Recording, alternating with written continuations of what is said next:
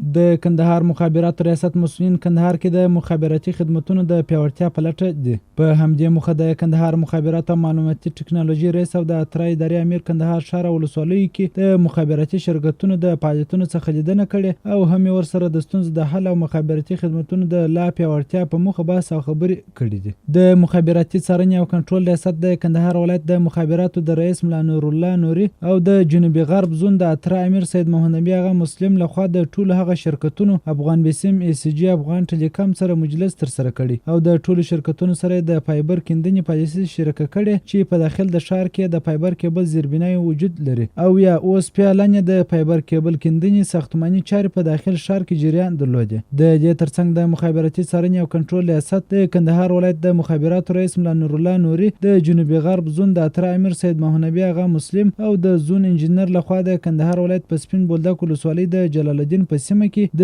TDF د لسمې پروژې د اول لاټ د افغان بیسیم مخابراتي شرکت سایت د ساختماني چارو په سپین بولدک ولسوالۍ کې د افغان بیسیم مخابراتي شرکت د فایبر د ساختماني چارو او د سیم کارتونو د خرڅلاو په څنګه کې د سیم کارتونو د ثبت د پروسې څخه نظارت وکړل شو. مسؤلین وايي د دې ترڅنګ په سپین بولدک ولسوالۍ کې د نایاب سادات KDR 005 نمبر سایت بررسي وکړه چې نوموړی سایت د روشن مخابراتي شرکت KDR 023 ته د خدماتو د رسولو لپاره په قرارداد ورکړل شوی دی. د کندهار مخابرات او معلوماتي ټکنالوژي ریاست مسؤلین وايي دوی هڅه کوي چې دلته مخابراتي خدمتونه پراخ، چټک او په ټیټ قیمت وي او هڅه کوي په یادو برخو کې لاسته راوړنې ولري.